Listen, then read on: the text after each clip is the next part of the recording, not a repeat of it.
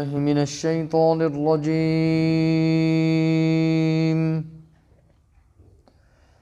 بسم اللہ الرحمن الرحیم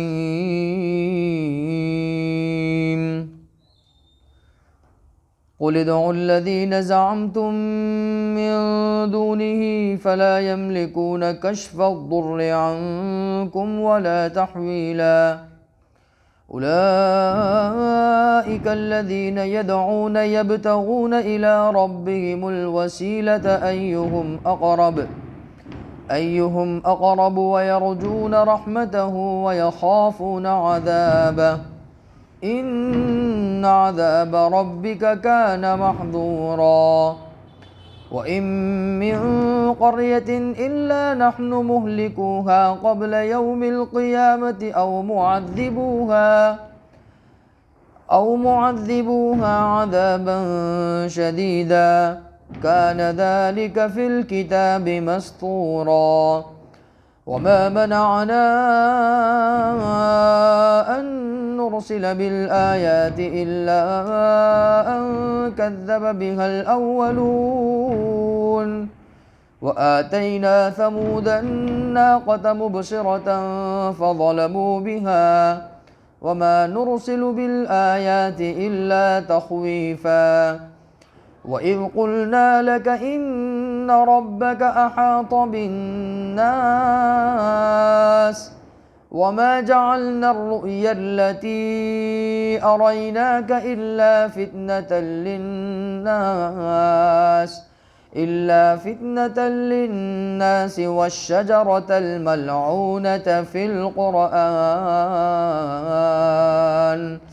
ونخوفهم فما يزيدهم إلا طغيانا كبيرا صدق اللہ العظیم۔ اے نبی جی، آپ فرما دیجئے کہ جن لوگوں کو تم اپنے گمان کے مطابق اللہ رب العزت کے علاوہ پکارتے ہو تو تم ان کو پکار لو، وہ تو تم سے تکلیف کو دور کرنے کی طاقت نہیں رکھتے ہیں اور نہ ہی اس کو بدل سکتے ہیں، اور جو لوگ اس طرح پکارتے ہیں یا جن کو پکارا جاتا ہے وہ خود اپنے پروردگار سے مدد طلب کرتے ہیں، وسیلہ طلب کرتے ہیں، اس کا قرب حاصل کرنا چاہتے ہیں، اور وہ اس کے رحمت کے متلاشی ہے اور وہ اس کے عذاب سے خوفزدہ ہے۔ یقیناً آپ کے پروردگار کا عذاب وہ گھیرنے والا ہے، اور جس بستی کو بھی ہم قیامت سے پہلے ہلاک کریں گے یا ہم اس پر سخت عذاب ڈھائیں گے تو یہ باتیں تو کتاب میں لکھی ہوئی ہے، اور واضح نشانیاں بھیجنا اس بات سے ہم کو روک دیا اس چیز نے کہ یہ لوگ بھی جھٹلا دیں گے، ایسے ہی جیسے پچھلے لوگوں نے جھٹلا دیا، جو پہلے گزرے ہیں انہوں نے بھی جس طرح واضح نشانیوں کو جھٹلا دیا، پسندیدہ نشانیوں کو جھٹلا دیا، یہ بھی جھٹلا دیں گے۔ اور مثال کے طور پر ہم نے قوم سمود کو ایک معجزہ عطا کیا تھا، حضرت صالح علیہ السلام کے ذریعے سے ایک اونٹنی ہم نے معجزے کے طور پر پیدا کی تھی کہ وہ بصیرت حاصل کرنے کے لیے ان کے لیے کافی تھی، لیکن انہوں نے کیا کیا؟ قوم سمود نے اس کے ساتھ ظلم کا معاملہ کیا۔ اور ہم تو جتنی بھی نشانیاں بھیجتے ہیں وہ اسی لیے بھیجتے ہیں تاکہ لوگ اس سے عبرت حاصل کریں، لیکن عبرت حاصل نہیں کرتے ہیں یا عبرت حاصل نہیں کریں گے، اس وجہ سے ہم ان کی پسندیدہ نشانی نہیں نازل کرتے۔ اور جب کہ آپ کے پروردگار نے آپ سے کہہ دیا کہ آپ کا پروردگار لوگوں کا احاطہ کر چکا ہے، کرنے والا ہے، کر سکتا ہے، اور جو خواب آپ کو ہم دکھاتے ہیں تو یہ لوگوں کے لیے آزمائش کا ذریعہ بن جاتا ہے۔ اور ایسے ہی شجر ملعونہ جس کا ذکر قرآن پاک میں ہے کہ وہ بھی اللہ رب العزت کی قدرت کی ایک نشانی ہے، اور ہم تو ڈراتے ہیں عذاب سے، لیکن کافروں کا جو برتاؤ ہے، ان کا جو معاملہ ہے، وہ تو سرکشی میں بڑھتا ہی جا رہا ہے، یعنی وہ ہدایت کی راستے کی طرف نہیں آ رہے ہیں۔ گزشتہ تفسیر کے اندر ایک بات آئی تھی کہ اللہ تعالیٰ نے قرآن پاک کے اندر اپنی وحدانیت کو سمجھانے کے لیے بہت ساری آیات نازل فرمائی ہے، لیکن اس کے باوجود بھی کچھ لوگ ہیں جو اللہ رب العزت کی ذات کو چھوڑ کر غیر اللہ کو پکارتے ہیں، اس سے مدد طلب کرتے ہیں، اور اللہ کے غیر کے ذریعے وہ امیدیں وابستہ کرتے ہیں۔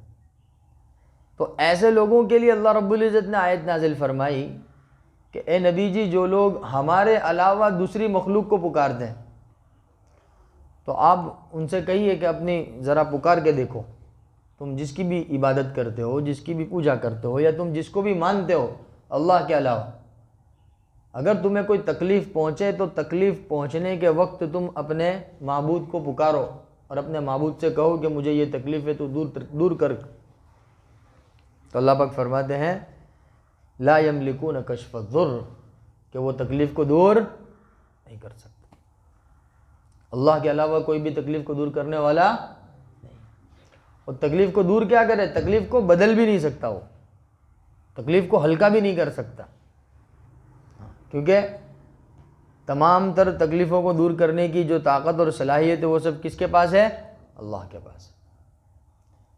تو یہ گویا کہ جو لوگ غیر اللہ کو پکارتے ہیں یا غیر اللہ کی عبادت کرتے ہیں، یہ ان لوگوں کے لیے اللہ رب العزت نے ایک الزامی طور پر یہ آیت نازل فرمائی ہے۔ ذرا پوچھو تو سے، ان سے کہو تو سے، پکارو، چلو تم کو تکلیف پہنچی پکارو،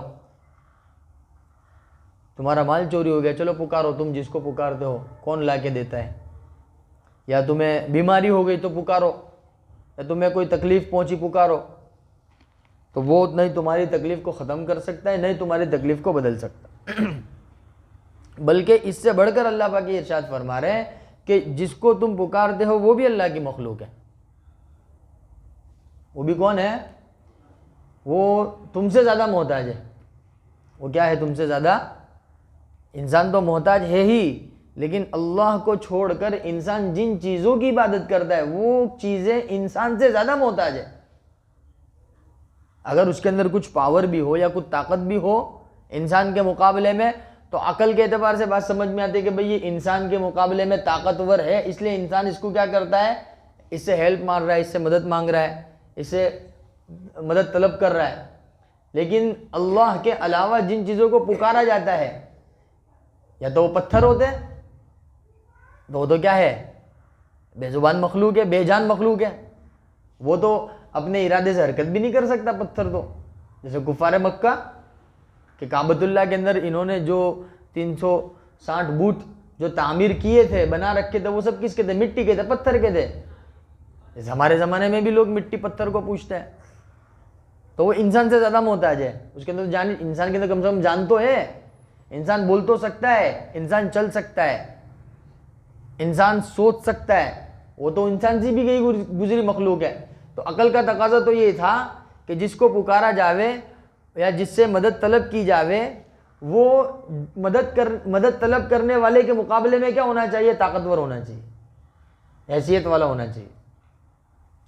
یا پھر وہ کہ جس کے اندر جان ہے تم اس کو پکار رہے ہو، تو جیسے حضرت موسیٰ علیہ السلام کی قوم کا تذکرہ فرمایا قرآن پاک میں کہ وہ لوگ بچھڑے کی عبادت میں مشغول ہو گئے تھے۔ لہو خوار اللہ پاک نے فرمایا، اس کا تذکرہ فرمایا بچڑے کی عبادت میں۔ اب وہ بے زبان جانور ہے، انسان بول سکتا ہے، وہ بے زبان ہے، جان اس کے اندر، لیکن وہ بے زبان ہے، تو وہ کیا تمہاری تکلیف سنے گا؟ نہ اس میں سننے کی طاقت، نہ اس میں بولنے کی طاقت، نہ اس میں سمجھنے کی طاقت۔ وہ کس طرح تمہاری بات سمجھ سکتا ہے، سن سکتا ہے، یا تمہاری خواہش کو پورا کر سکتا ہے؟ لا یملکون کشف الضر ولا تحویلا۔ اللہ پاک فرماتے ہیں تم نے اپنے گمان کے مطابق اس کو کیا بنا رکھا ہے؟ خدا بنا رکھا ہے۔ اپنے گمان کے مطابق تم نے اس کو معبود بنا رکھا ہے۔ ایسے ہی وہ لوگ جو زبان سے تو اللہ کا اقرار کرتے ہیں، لیکن عمل کے ذریعے ان کے عمل سے یہ ظاہر ہوتا ہے کہ اللہ رب العزت کے علاوہ بھی کوئی ہے جو تمناؤں کو پورا کر سکتا ہے. جیسے ہمارے بہت سارے مسلمان بھائی ہیں کہ ان کا عقیدہ ایسا ہے کہ اللہ رب العزت سے بات منوانی ہو، اللہ رب العزت سے بات پوری کروانی ہو تو کہ اولیاء اللہ کا واسطہ اور اولیاء اللہ کو پکارنا پڑتا ہے.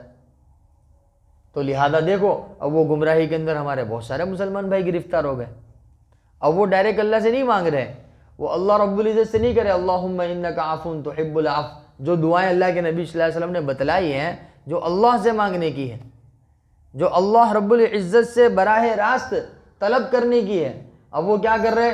قبروں پہ جا کر وہ غیر اللہ سے مانگ رہے. تو ان سب کے لیے جو اللہ کے ماننے والے نہیں ہیں ان کے لیے بھی، اور جو اللہ کے ماننے والے ہیں ان کے لیے بھی اللہ رب العزت نے یہ آیت نازل فرمائی کہ اے نبی جی ان لوگوں سے کہہ دو کہ جو لوگ زعمتم من دونہ، اللہ کے علاوہ کو اپنے گمان کے اندر جنہوں نے بٹھا کے رکھا ہے. اب ہمارے زمانے میں ہوتا کیا ہے کہ لوگ شرک میں مبتلا ہوتے ہیں اور ہم لوگ کیا ہے کہ آنکھ بند کر لیتے، شتر مرغ کی طرح چلنے دیتے، بھائی ان کے عمل ان کے ساتھ، ہمارے عمل ہمارے ساتھ. اگر مسلمانوں کے درمیان میں اگر شرک کی گمراہی چل رہی ہے، دوسرے مسلمانوں کی ذمہ داری بنتی ہے کہ وہ ان کو سمجھاوے. جیسا کہ اللہ رب العزت نے آیت نازل فرمائی کہ نبی جی ان سے کہہ دو کہ غیر اللہ کو جو تم پکارتے ہو اور اللہ کے علاوہ سے جو تم مدد طلب کرتے ہو، ان لوگوں میں اتنی طاقت ہی نہیں ہے کہ وہ تمہاری تکلیف کو کیا کر دے وے، ختم کر دے وے، یا کم سے کم ہلکا کر دے وے. کسی کو اللہ نے یہ اختیار دیا ہی نہیں ہے، چاہے پھر وہ نبی ہی کیوں نہ ہو. ولی تو بہت دور کی بات ہے، چاہے پھر وہ کون نہ ہو، نبی ہی کیوں نہ ہو. میں نہیں کہہ رہا ہوں، قرآن پاک میں اللہ نے آیت نازل فرمائی، فرمایا قل ادعوا الذین زعمتم من دونہ، ای من دون اللہ، اللہ کے علاوہ. اب اللہ کے علاوہ کے اندر سب چیزیں آ گئی، اللہ کے علاوہ میں سب چیزیں آ گئی. اللہ کے علاوہ نبی بھی آ گئے، اللہ کے علاوہ میں ولی بھی آ گئے، اللہ کے علاوہ میں اولیاء اللہ آ گئے، پوری دنیا کے اولیاء اللہ آ گئے. اب موجودہ زمانے میں مسلمان شرک میں مبتلا ہے، وہ کھلے عام شرک کر رہے ہیں اور ہماری پیشانے پہ بل تک نہیں پڑتا. دیکھو اللہ کے نبی صلی اللہ علیہ وسلم کی حدیث ہے، اللہ کے نبی صلی اللہ علیہ وسلم نے فرمایا من رأى منکم منکرا فلیغیرہ بیدہ، اگر تم اللہ کی نافرمانی ہوتے ہوئے اپنی آنکھوں سے دیکھو، اگر تم میں طاقت اور استطاعت ہے تو اس کو ہاتھ سے روکو، اور اگر تم میں ہاتھ سے روکنے کی طاقت نہیں ہے فإن لم يستطع فبلسانہ، تو زبان سے اس سے کہو کہ بھائی یہ غلط کام ہے آپ جو کر رہے ہو، لیکن حکمت کے ساتھ، لڑائی جھگڑے والا انداز نہیں، غصے والا انداز نہیں. آگے اس کو بھی اللہ رب العزت بیان فرما رہا ہے، حکمت کے ساتھ، بشاشت کے ساتھ اس کو بتلاؤ کہ بھائی یہ جو آپ کر رہے ہو یہ غلط ہے. اور اگر بولنے کی بھی طاقت نہیں ہے کہ بھائی بولنے کی وجہ سے ہو سکتا ہے فتنہ برپا ہو جاوے یا سامنے والا لڑائی جھگڑے پر آمدہ ہو جاوے، تو پھر آخری درجہ کہ کم سے کم دل سے تو اس کو سمجھے کہ یہ گناہ ہے. یہ ایمان کا وذالک اضعف الایمان، اللہ کے نبی نے فرمایا یہ ایمان کا آخری درجہ ہے. اور اس روئے زمین پر سب سے بڑی اللہ کی اگر کوئی نافرمانی ہے تو وہ شرک ہے. وہ کیا ہے؟ شرک، اللہ کی ذات میں یا اللہ کی صفات میں کسی کو شریک کرنا. تو جس طریقے سے غیر مسلم ایک بے جان چیز کی عبادت میں پڑی ہوئی ہے، اسی طریقے سے مسلمان اولیاء اللہ کی عبادت میں پڑ گئے ہیں. لہذا دیکھو قبروں پہ سجدے ہو رہے ہیں نا. اب یہ بات یہاں تک کب کیوں پہنچ گئی؟ کیونکہ جن لوگوں نے اس برائی کو ہوتے ہوئے دیکھا، نہیں انہوں نے ہاتھ سے روکا، نہیں انہوں نے زبان سے روکا، نہیں آخری جو درجہ ہے کہ دل سے تو اس کو برا کہے کہ بھئی یہ غلط بات ہے، پھر چاہے پوری دنیا میری مخالفت میں کیوں آ جائے، میری ذمہ داری بنتی ہے، مجھے اللہ نے حکم دیا ہے، اللہ رب العزت نے آیت نازل فرمائی اللہ کے نبی صلی اللہ علیہ وسلم پر. تو جو مطالبہ اللہ کے نبی صلی اللہ علیہ وسلم سے ہے وہی مطالبہ اللہ کے نبی کی امت سے بھی ہے. تو اللہ کے نبی سے تو کہا اللہ پاک نے کہ اے نبی جی جو لوگ اپنے گمان میں غیر اللہ کو پکارتے ہیں آپ ان سے کہہ دو لا یملکون کشف الضر عنکم، یہ تمہاری تکلیف کو دور نہیں کر سکتے، نہیں اس کو تبدیل کر سکتے، نہیں اس کو آسان کر سکتے، تکلیف کو آسان نہیں کر سکتے سوائے اللہ کے، کسی میں بھی یہ طاقت نہیں ہے.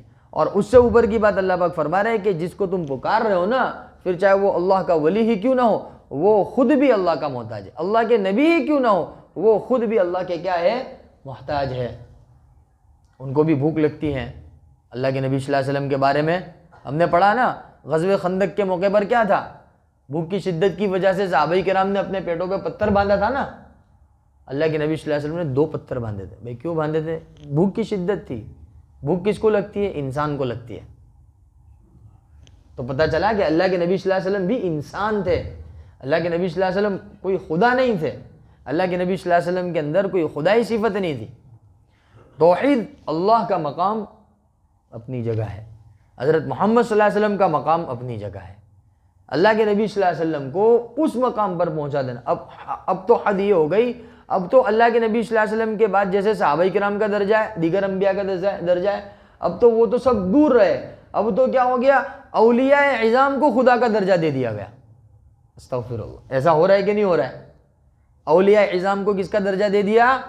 خدا کا درجہ. اب دیکھو طرح طرح کے قصے بیان کیے جاتے, طرح طرح کے واقعات بیان کیے جاتے, کھلے عام بیانوں کے اندر انٹرنیٹ کے اوپر سب بیانات موجود ہیں. آپ ذرا سنو ان کی زبان سے نکلنے والے کلمات کس قدر شرک سے بھرے ہوئے رہتے ہیں. اللہ کیا فرما رہا ہے قرآن پاک میں, اور وہ کیا واقعہ بیان کر رہا ہے. طرح طرح کے بےہودہ واقعات, نہ اس واقعے کا نہ کوئی ہاتھ ہے نہ کوئی پیر ہے. اور نعوذ باللہ من ذالک بعض لوگ تو ساری الفاظ صریح کے ساتھ کہتے کہ یہ خدا ہے. کیا کہا انہوں نے؟ اولیاء اللہ کو کیا فرمایا کہ یہ میرا خدا ہے, یہ میرا مالک ہے, یہ میرا خالق ہے. یہ شرک ہے جس کی اللہ رب العزت نے اس آیت کے اندر وضاحت بیان فرمائی اور اس کی مذمت بیان فرمائی, اور فرمایا کہ اللہ کے علاوہ جس کو بھی تم پکارتے ہو, پھر چاہے وہ جو بھی ہو, وہ اللہ کا غیر ہے. اس میں نہ تکلیف کو دور کرنے کی صلاحیت ہے نہ آسان کرنے کی صلاحیت ہے, بلکہ وہ خود اللہ کا محتاج ہے. یبتغون الی ربہم الوسیلۃ, وہ خود اللہ رب العزت سے مدد طلب کرتے ہیں. ایہم اقرب ویرجون رحمتہ, وہ خود اللہ رب العزت کی رحمت کے متمنی ہیں. ویخافون عذابہ, وہ خود اللہ رب العزت کی پکڑ سے کیا کرتے ہیں؟ خوف کرتے ہیں. اب کیا ہوا, اولیاء اعظام نے جو اللہ والی زندگی گزاری, وہ زندگی گزارنے کے لیے تیار نہیں ہے. ہاں ان کو خدا ماننے کے لیے تیار ہے. اولیاء کرام نے جو تہجد کی پابندیاں کری, اولیاء اللہ نے جو 5 وقت کی نماز کی پابندی کی, حلال کام کا اہتمام کیا, حرام سے بچتے رہے, وہ کام لوگوں کو نہیں کرنے ہیں. ہاں ان کی قبروں پہ جا کر سجدے کرنے ہیں, ان کی قبروں پہ چادریں چڑھانی ہیں, ان کی قبروں پہ پھول چڑھانے ہیں, ان کی قبروں کے ساتھ طرح طرح کی منتیں ماننی ہیں, لیکن ان کے جیسا عمل کرنا یہ شیطان کا حیلہ ہے. یہ شیطان نے ایک عمل امت کے درمیان چھوڑ دیا ہے, شروع کروا دیا ہے. اب وہ کہاں جا کے پہنچا کہ اب کیا ہوا کہ وہ قبر میں جس کو دفنایا گیا, جو قبر میں دفن ہونے کے لیے 4 کاندھوں کا محتاج, آج اس کو لوگ خدا کہہ رہے ہیں. ہوا کہ نہیں ہوا ایسا؟ یہ بات یہاں تک کیوں پہنچی؟ کیونکہ جن لوگوں نے گناہ ہوتے ہوئے دیکھا, انہوں نے ان کو سمجھایا. اگر ان لوگوں نے کہا ہوتا, سمجھایا ہوتا, یا اس کو اپنے دل میں برا سمجھا ہوتا, تو بات یہاں تک نہ پہنچتی. یہی مطالبہ ہم سے بھی ہے. یہی مطالبہ کس سے بھی ہے؟ ہم سے بھی. اس لیے کہتے ہیں برائی سے بچنے کے لیے 2 طریقے ہیں. ایک تو آدمی خود برائی سے دور رہیں, اور دوسرا طریقہ یہ ہے کہ آدمی برائی کرنے والے کو جا کے سمجھاوے. برائی کرنے والے کو جا کر کیا ہوئے, اس کو دعوت دے وے کہ بھائی یہ غلط کر رہے ہو آپ. جس کو نہیں عن المنکر کہا گیا. کیا کہا گیا جس کو؟ نہیں عن المنکر, کہ غلط کام ہو رہا ہے, اللہ کی نافرمانی ہو رہی ہے, تو اس کو جا کر سمجھانا. ہاں سمجھانے کا انداز کیسا ہونا چاہیے؟ اللہ پاک نے پہلے کہہ دیا کہ یقول التی ہی احسن. طریقہ کیسا ہونا چاہیے؟ جو ہمارے دعوت و تبلیغ کی محنت میں یہی طریقہ ہوتا ہے. ایسے علماء کرام جو اصلاح معاشرہ کی محنتیں کرتے ہیں, اس کے اندر یہی طریقہ ہوتا ہے کہ نرم لہجے کے ساتھ سمجھایا جاتا ہے. اگر ابھی سمجھائیں گے تو اللہ کی ذات سے امید ہے کہ آگے چل کر لوگوں کو سمجھ میں آئے گی اور وہ گناہ سے کیا ہو جائیں گے؟ بچ جائیں گے. اگر اس کو ایسے ہی چھوڑ دیا اور یوں سوچتے رہے کہ یار ان کو کون سمجھائے, جاہل لوگ ہیں, سمجھنے کے لیے تیار نہیں ہے, ایسا سوچنے سے کچھ ہوتا نہیں ہے. بات سمجھ میں آ رہی ہے نا؟ تو اس کے لیے اس کو اچھی طرح سمجھے اللہ پاک کیا کہنا چاہتا ہے. اور اللہ رب العزت کا مطالبہ قیامت تک کے پیدا ہونے والے انسانوں سے ہے, کہہ دو غیر اللہ کو جو تم پکارتے ہو, نہ وہی تمہاری تکلیف کو دور کر سکتا ہے, نہیں تمہاری تکلیف کو آسان کر سکتا ہے, بلکہ وہ خود اللہ کا محتاج ہے, وہ خود اللہ کی رحمت کا متمنی ہے, اور وہ خود اللہ رب العزت کے عذاب سے ڈرتا ہے. اور پھر اللہ رب العزت ایک بات اور ارشاد فرماتا ہے، کفار مکہ جو تھے نا وہ اللہ کے نبی صلی اللہ علیہ وسلم سے مطالبہ کرتے تھے کہ اگر آپ اللہ کے سچے رسول ہو اور اللہ ایک ہی، کیونکہ کفار مکہ شرک کے قائل تھے، وہ کہتے تھے اتنے سارے معبودوں کو چھوڑ کر ایک اللہ کو پکارے، ہم ایک اللہ کی عبادت کریں، ہمارے پاس تجارت کا بت رکھا ہوا ہے، ہمارے پاس یہ بت ہے، یہ بت ہے، یہ معبود ہے، تو ہم اتنے سارے کو چھوڑ کر ایک کو کس طرح پکارے؟ تو اگر آپ چاہتے ہو کہ ہم اللہ کو اللہ مانے اور آپ کو اللہ کا رسول مانے تو آپ کوئی معجزہ دکھلاؤ ہم کو۔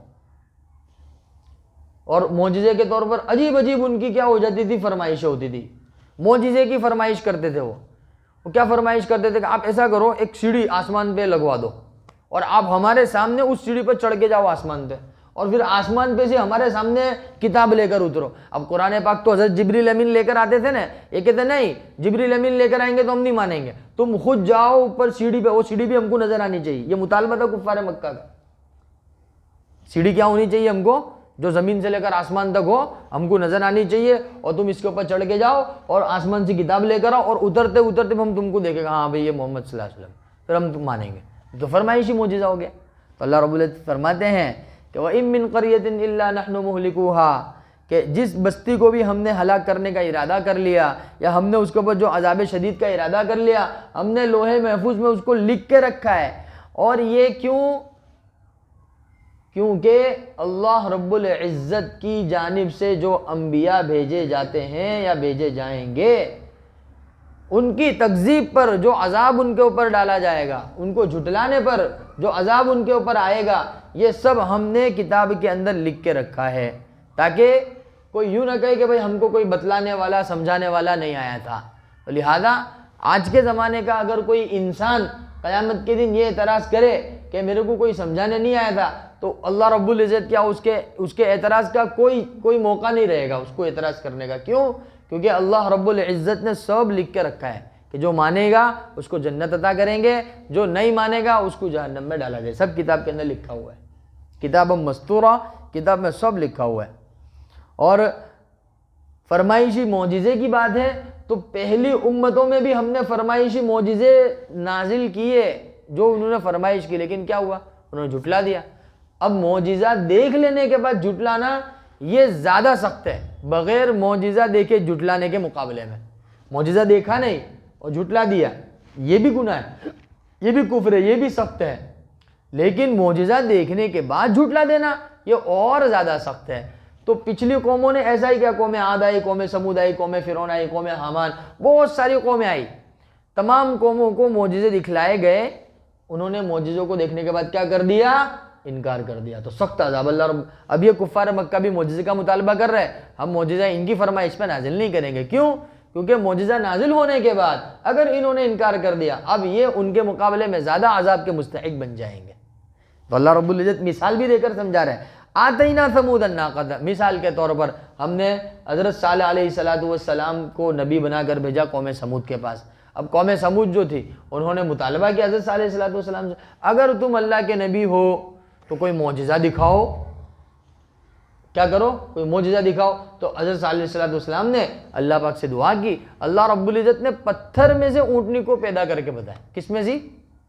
پتھر میں سی، کوئی جگہ ہی نہیں تھی وہاں پیدائش کی، لیکن اللہ نے معجزہ دکھا۔ ان اللہ علی کل شیء قدیر، اللہ ہر چیز پر قدرت رکھتا ہے۔ اب وہ جو اونٹنی پیدا ہوئی پتھر میں سی، تو ہونا کیا چاہیے تھا؟ انہوں نے سب نے اپنی آنکھوں سے دیکھا، حضرت صالح علیہ السلام نے اللہ پاک سے دعا کی اور اللہ رب العزت نے پتھر میں سے اونٹنی کو نکالا، اور وہ اونٹنی دیگر اونٹوں کی طرح چلتی پھرتی کھاتی پیتی تھی، انہوں نے اپنی آنکھوں سے دیکھا۔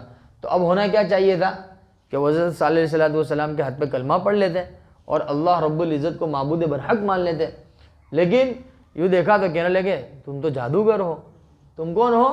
تم نے جادو کیا ہے، تم نے ہماری آنکھوں پہ پٹی باندھ دی ہے، تم نے ہماری آنکھوں پر کیا کر دیا ہے؟ جادو کر دیا ہے کہ ظاہر میں کچھ ہے، ہم کو نظر کچھ اور آ رہا ہے، نظر بندی کر دی تم نے ہم کو۔ اس طرح کے اعتراضات، سوالات۔ تو اللہ رب العزت وہی فرما رہے کہ کفار مکہ فرمائش کر رہے معجزوں کی، ہم ان کی فرمائش پہ معجزہ نازل نہیں کریں گے۔ کیوں؟ کیونکہ پچھلے قوموں کی طرح یہ بھی انکار کر دیں گے۔ پھر مثال کے طور پر سمجھایا ہم نے قوم سمود کے لیے ناقہ عربی میں اونٹنی کو کہتے ہیں، مبصرتن، وہ ایسی اونٹنی تھی کہ اگر وہ صحیح معنی میں اس کو سمجھتے تو ان کا دل ایمان کے نور سے منور ہو جاتا، لیکن کیا ہوا؟ فظلموا بہا، اس کے ساتھ ظلم کا معاملہ کیا، اور ظلم تو کہاں تک کہ وہ اونٹنی کے اوپر ہی انہوں نے حملہ کر دیا کہ یہ تو جادو ہے، اس کے اوپر اللہ رب العزت نے والشمس وضحاها والقمر اذا تلاها جو صورت ہے نا اس میں تذکرہ فرمایا، فعقروها اس کی کونچے، اس کی گردن کے اوپر کا جو حصہ اونٹنے کا کاٹ دیا انہوں نے، فظلموا بها ظلم کا معاملہ کیا، مانتے تو کیا اوپر سے ظلم کرنے لگے۔ تو اللہ پاک بھی فرماتا ہے ما نرسل بالآیات الا تخویفا، ہم تو معجزے اس لیے نازل کرتے ہیں تاکہ لوگ اللہ سے ڈرنے والے بن جاوے۔ اب معجزے نازل کرنے کے بعد پھر انکار کرنے والے بن جاوے تو پھر یہ تو اللہ رب العزت کے عذاب کے زیادہ مستحق بن جائیں گے۔ اور اے نبی جی ہم نے آپ کو کہہ دیا ہے کہ ہم نے لوگوں کا احاطہ کر لیا ہے، اور اللہ کے نبی صلی اللہ علیہ وسلم کو بہت سارے خواب، نبوت کا ایک حصہ ہے خواب، وہ بتلائے جاتے تھے، وہ خواب کے ذریعے اللہ کے نبی صلی اللہ علیہ وسلم کو بہت ساری چیزیں بتلائی گئی۔ تو یہ بھی اللہ کی جانب سے ایک نشانی ہے، ایک جیسے شجرۃ الزقوم قرآن پاک کے اندر ایک جہنم کے درخت کا تذکرہ ہے۔